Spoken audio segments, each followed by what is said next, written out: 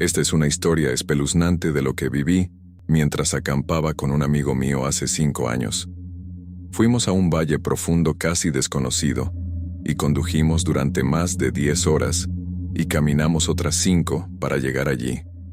Entonces, se desplegó ante nosotros un majestuoso paisaje de naturaleza y nos rodearon agua cristalina, montañas y aire fresco.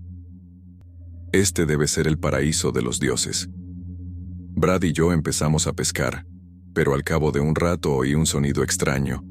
Al principio pensé que era un insecto o un pájaro. Cuanto más escuchaba, más parecía la voz de una persona. Le dije a Brad, ¿crees que alguien más vino aquí? Brad respondió, hermano, ¿cuántas veces te lo he dicho? Este es un lugar que solo conozco yo.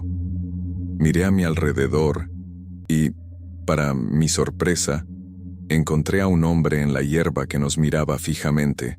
Llevaba algo muy raído, como cuero, y nos miraba con la mirada perdida. Parecía que llevaba en la mano algo parecido a carne cruda de algún animal. Me sobresalté y grité preguntando quién era, pero no dijo nada, y siguió haciendo extraños ruidos parecidos a los de un insecto. Se nos puso la carne de gallina, encendimos los móviles, y nos preparamos para llamar a la policía. Entonces, desapareció en el bosque. Ansiosos, nos preguntamos si debíamos dejar de acampar, pero no podíamos volver a casa porque apenas habíamos llegado. Con el paso del tiempo, lo olvidamos. Asamos carne, nos divertimos y nos dormimos. Pero esa noche, cuando me desperté con el sonido de unos gritos agudos, me di cuenta de que Brad estaba aullando. Me apresuré a ir a su tienda. El hombre que vi durante el día y varias personas más estaban agarrando los brazos y las piernas de Brad, tirando frenéticamente de él. Era como si trataran de desgarrar las extremidades de Brad, y tiraban con todas sus fuerzas y facilidad. Oí el ruido de huesos y cartílagos desgarrados. Me temblaba todo el cuerpo. Cogí el móvil y marqué el 911, pero no me salía la voz. Jadeé y apenas hablé, y los despacharon, pero parece que tardarían mucho en llegar. Sabía que era mi turno después de Brad, así que escapé hacia el bosque como un loco. Entonces los gritos de Brad se detuvieron y pude darme cuenta de que estaba muerto. Lloré mientras corría frenéticamente. Iba descalza, así que tenía los pies desgarrados y me salía sangre a borbotones. Al cabo de un rato se oyeron sirenas y llegó la policía. Pero, terriblemente, la parte superior del cuerpo de Brad solo quedó en su tienda. Le habían arrancado los brazos y las piernas.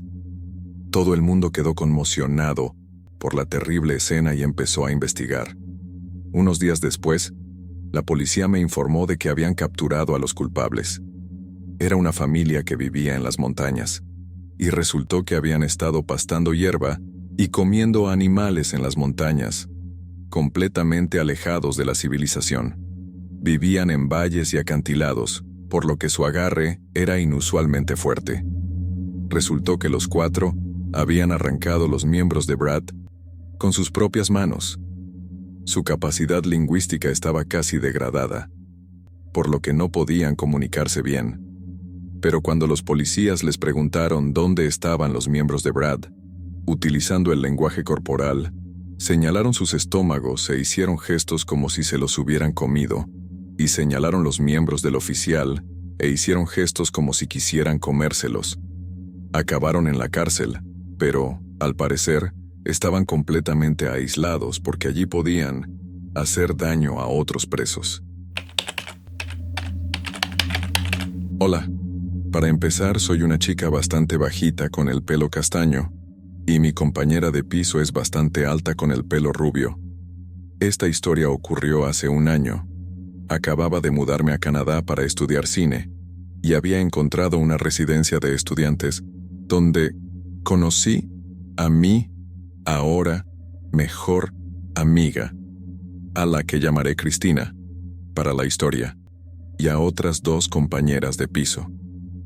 A Cristina y a mí Nos gustaba mucho salir cuando estábamos aburridas o cansadas de quedarnos en casa, así que la mayoría de las veces salíamos por la noche, ya que era cuando más aburridas estábamos. Una noche, sobre las 3 de la madrugada, decidimos salir a dar un paseo por el centro y decidimos ir a Chinatown. Las calles estaban bastante vacías, aparte de un par de personas que en su mayoría se iban a casa después de un largo turno. Las calles brillaban con todos los farolillos y un par de tiendas que estaban cerrando en ese momento. En ese momento llevaba un paquete de cigarrillos en el bolso, ya que tenía una película en la que necesitaba cigarrillos como atrezzo. Mientras caminábamos por la calle nos dimos cuenta de que un hombre raro, calvo de unos 30 años, estaba delante de nosotros justo al final de un callejón oscuro. Se nos acercó y nos preguntó si por casualidad teníamos un mechero. Le dije que no, pero me recordó el paquete de cigarrillos que tenía. Así que se lo ofrecí porque no soy fumador. Y, de todas formas, no iba a usarlo.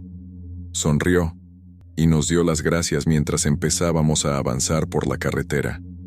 Al cabo de un par de minutos me sentí incómoda y miré detrás de mí para ver al hombre que nos miraba desde lejos. Pero no le di importancia.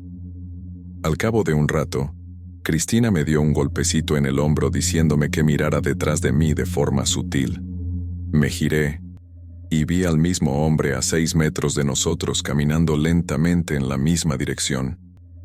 Cristina y yo nos fijamos en una tienda de té de burbujas que seguía abierta pero estaba a punto de cerrar. La tienda de té de burbujas tenía un gran escaparate de cristal desde el que se veían las calles.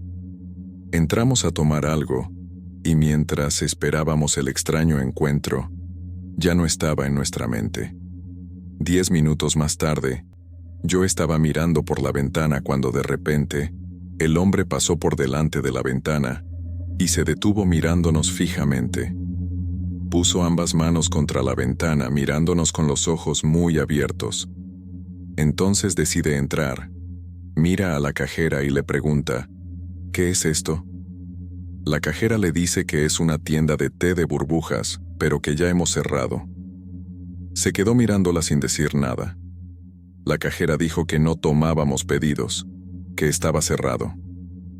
Cristina, la cajera y yo nos miramos sintiendo que algo no iba bien. Entonces se vuelve hacia mí y me dice, «Nos vemos en un momento», con la sonrisa más espeluznante que he visto en mi vida, antes de marcharse. Nos quedamos helados sin saber qué hacer, así que decidimos esperar un poco. 5 minutos más tarde le vimos asomarse por la ventana, esperando a ver cuándo íbamos a salir para volver al lado. Cristina y yo decidimos ir a la cajera y preguntarle si tenía una puerta trasera por la que pudiéramos salir. Nos dijo que sí, y nos condujo a la puerta trasera que daba a un callejón oscuro. Nuestro único camino a casa era a través de la calle delantera donde estaba el hombre. Empezamos a abrirnos paso muy despacio hasta que llegamos a la misma calle, pero un poco más lejos de donde estaba la tienda de té de burbujas. Una vez allí corrimos lo más rápido que pudimos hacia el lugar más cercano donde pudiéramos escondernos. Me asomé por encima del hombro y le vi corriendo hacia nosotros. Después de un rato, corriendo, lo perdimos en un bar de karaoke que todavía estaba abierto donde decidimos quedarnos un par de horas antes de volver a casa para asegurarnos de que ya no estaría allí. Pero me quedé pensando, ¿qué hubiera pasado si se hubiera ido por la puerta principal? Hola. He estado viendo todos vuestros vídeos de miedo cada vez que los subís. Encuentro todas las historias interesantes y muy aterradoras, pero nunca esperé que experimentaría algo horripilante como los videos que ustedes suben. Esta es mi historia. Soy una chica que vive en una provincia de Filipinas, donde la gente es muy supersticiosa, sobre todo los ancianos. Yo nunca he creído en esas creencias supersticiosas, pero nunca imaginé que esas creencias me salvarían la vida algún día.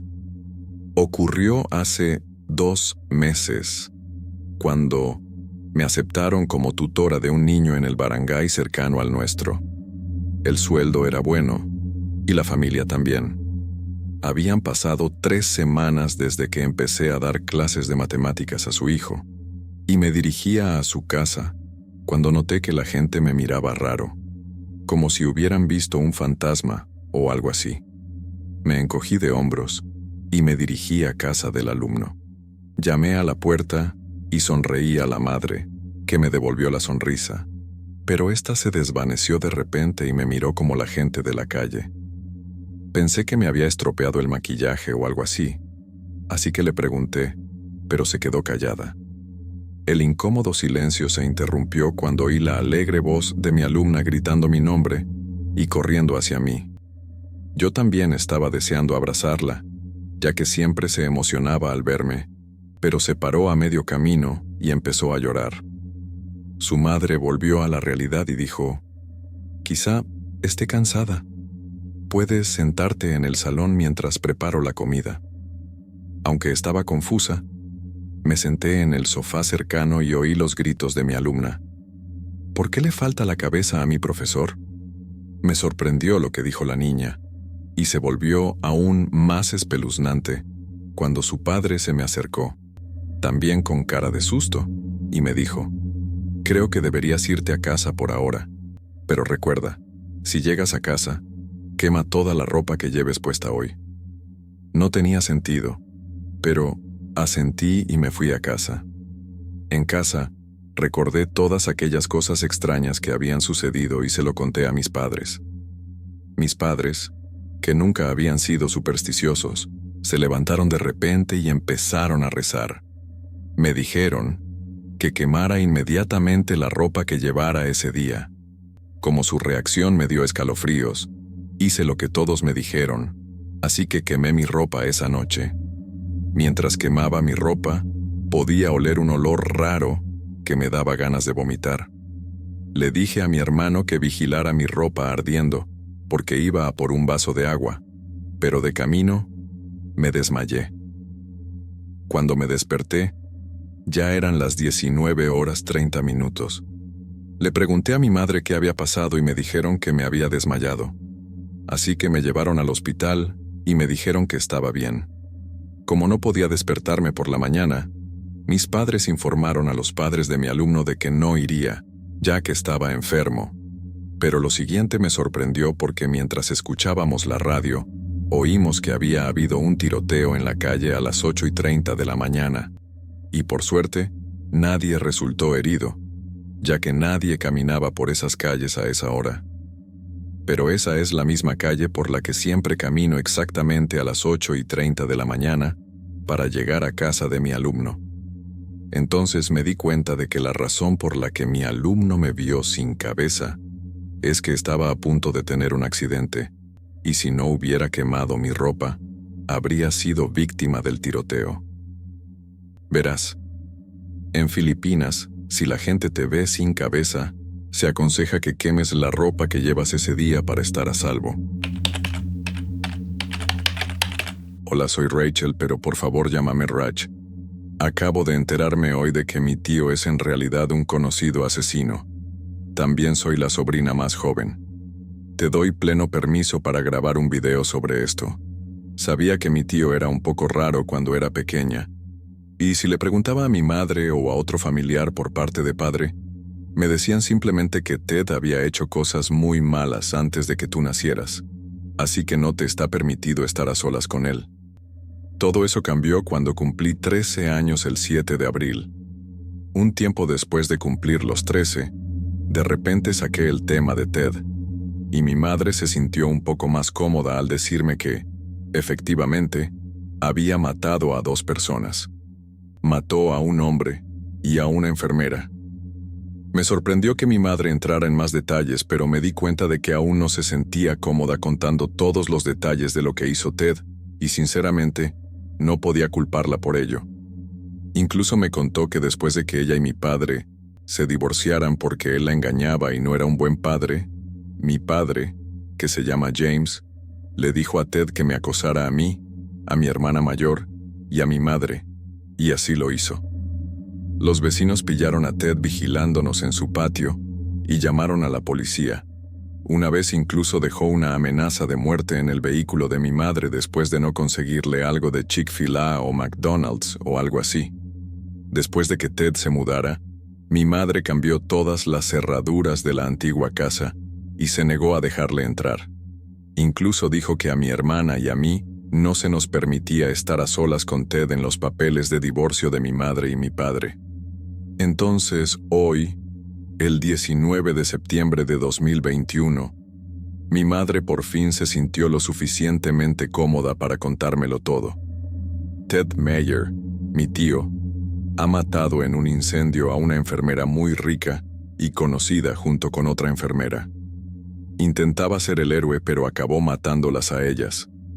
Mi madre me dijo que planeó todo esto durante unos años, y luego, en 1999, llevó a cabo el plan. Incluso dice esto en un artículo sobre Ted Meyer.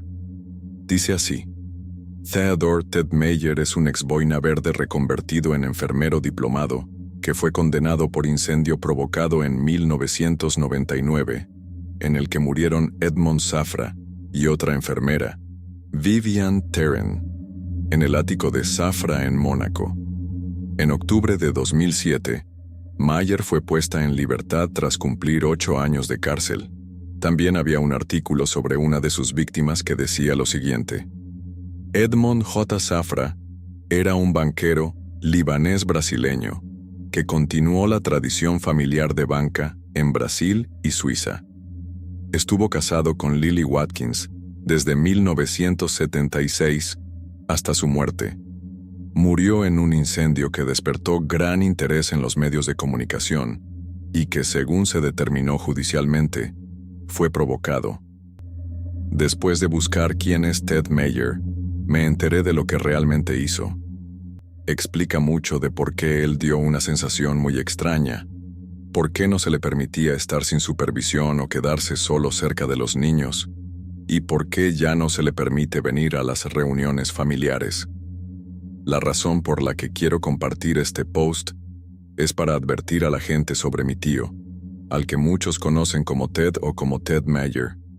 Por favor, mantente alejado de este hombre. No hagas contacto visual con él y nunca acojas a este hombre en tu vida. Es muy peligroso y está dispuesto a cometer otro crimen como el que cometió en Francia. Me imagino lo que me haría si estuviera a solas con él y no hubiera nadie cerca, y doy gracias a mi madre por habernos protegido a mí y a mi hermana mayor. Esto es lo que experimenté cuando tenía 17 años. En aquella época estaba en buena forma porque dominaba muchos deportes, como el boxeo y la lucha libre. Pero un día, Alexander, un conocido delincuente de mi escuela, me pidió pelea. Me quedé perplejo y le dije: si te pego, irás directo al cielo. Pero no debería haberlo dicho. Gritó de repente con rabia: te haré pedazos, te comeré y luego cagaré. Me quedé perplejo, pero me di cuenta de que no podía hacer nada. Corrió hacia mí y me dio un puñetazo y yo le devolví el puñetazo enfurecido. Mi puño lo tiró al suelo y empezó a gotear sangre de su nariz. Intenté ayudarle a levantarse, diciéndole que lo sentía y que paráramos. Pero me agarró, me tiró al suelo y empezó a pegarme. Me enfurecí y le di un buen puñetazo. Volvió a caerse y no podía levantarse porque le dolía. Le grité que parara, pero ya estaba medio loco. Se levantó de nuevo y gritó mientras se acercaba a mí: ¡luchemos!, grité. ¡Para! ¡Por favor! Vas a morir si sigues haciendo eso, dijo sonriendo. Claro que sí. Uno de los dos debe morir. Se abalanzó sobre mí, lo levanté y lo inmovilicé contra el suelo. Se rompió el cuello, se levantó con el cuello roto y volvió corriendo hacia mí. Le hice tropezar con la pierna y se rompió el brazo al caer. Se abalanzó sobre mí con los brazos también rotos. Le grité que parara, pero corrió hacia mí gritando: «Me detendré cuando mueras». Le di una patada muy fuerte y salió volando a 3 metros de distancia. Cayó al suelo e intentó levantarse, pero parecía tener todo el cuerpo roto, y no podía moverse. En ese momento llamé a la policía. Llegó la policía y se lo llevaron en ambulancia. Lo hospitalizaron y lo llevaron a la unidad de cuidados intensivos. Yo resulté herido, ya que también me golpeó, pero no hubo lesiones importantes. Al cabo de un rato, recibí otro mensaje de texto suyo. Había 2 palabras escritas en ese mensaje. Peleemos. Al final le llamé, me disculpé y le dije que me había rendido. Entonces, se hizo el silencio durante unos segundos y le oí susurrar: luchemos. Me temblaba todo el cuerpo. No escuchó nada de lo que le dije. Su único objetivo era pelear conmigo. Bloqueé su número. Al cabo de un rato recibí una carta. En la carta, una vez más, estaban escritas 2 palabras: luchemos. Unos días después oí que llamaban a la puerta y miré fuera para encontrarme a Alexander. Cojeaba y tenía una escayola en el brazo. Llamé a la policía, pero siguió merodeando por mi barrio. Acabé mudándome y no he vuelto a saber nada de él. Pasaron los años y me encontré con mi antiguo amigo del instituto Luke, y mientras hablaba con él, me enteré por casualidad de lo de Alexander. Después de pelearse conmigo, no paraba de retar a otros amigos del instituto a pelearse, y la mayoría de los chicos se negaban y le evitaban. Pero uno de ellos, un amigo llamado Nicholas, aceptó la pelea, y al final, los 2 pelearon hasta que Alexander le mató. Fue una mala noticia. Al final, Alexander fue a la cárcel. Yo estaba horrorizada. Había dicho en serio todo lo que había dicho. Si no lo hubiera reprimido entonces, ahora no estaría vivo. Esta es la historia de mi hija de 6 años, Riley. Era una buena chica, pero un día empezó a comportarse de forma extraña. Un día, al amanecer, miró por la ventana y empezó a aullar como un lobo. Cuando le pregunté por qué, me dijo que había un espíritu de lobo fuera y que estaba hablando con él. Mamá, el lobo dice que en nuestra casa se reúnen las almas muertas. Se me puso la carne de gallina, pero lo pasé por alto, pensando que no sería para tanto. Pero incluso después de eso, volvió a ocurrir lo mismo una y otra vez. De repente, miró al aire y habló con alguien. Dibujó un monstruo de aspecto extraño en su cuaderno y dijo que era su amigo.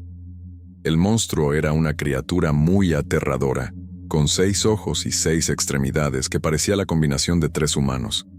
Y posiblemente no podría haberlo dibujado un niño de 6 años. Intenté regañarla y disuadirla, pero nunca mejoró.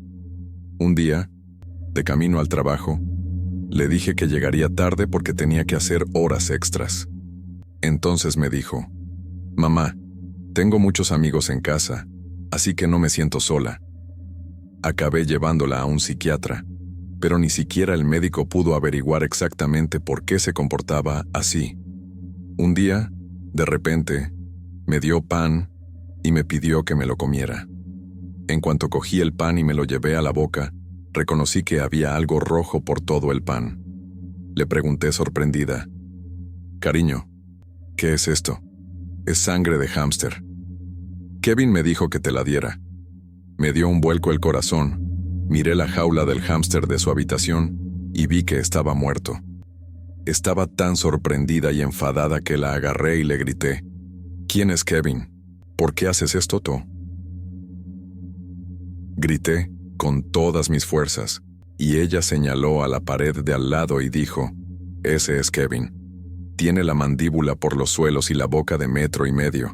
Te mira y babea, y su saliva es como gelatina. Y la boca de Kevin está llena de animales muertos, y gente muerta porque no puede digerir nada, ya que no tiene órganos. Dice que también quiere comerte a ti.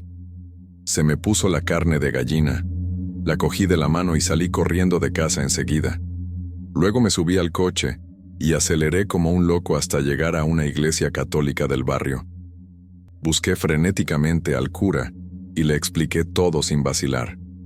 Entonces, el cura se quedó pensativo un momento y dijo: su hija se ha hecho amiga de espíritus siniestros. Su hija no saldrá herida, pero las personas que la rodean estarán en peligro. Rezaré mis oraciones por Riley. El cura la abrazó y rezó el rosario durante mucho tiempo, y ella se burlaba de la oración o se la gritaba al cura en un idioma desconocido. Yo estaba muy avergonzada y no me lo podía creer, pero no había otro remedio, así que seguí visitando al cura después de aquello. Después de visitar la iglesia docenas de veces, sorprendentemente, Riley volvió poco a poco a la normalidad. Ya no miraba al vacío, no hablaba sola ni hacía nada raro. Yo estaba muy contenta y ahora mi familia podía llevar una vida normal. No fui más a la iglesia, y después de unos meses así, un día Riley volvió a mirar al aire y gritó: «Mamá, el cura está aquí». Me sorprendí y le pregunté: «¿El cura? ¿Por qué está aquí?». Entonces Riley señaló al aire, y no había nada de lo que estaba señalando, y dijo con una sonrisa brillante: «Aquí está en la boca de Kevin».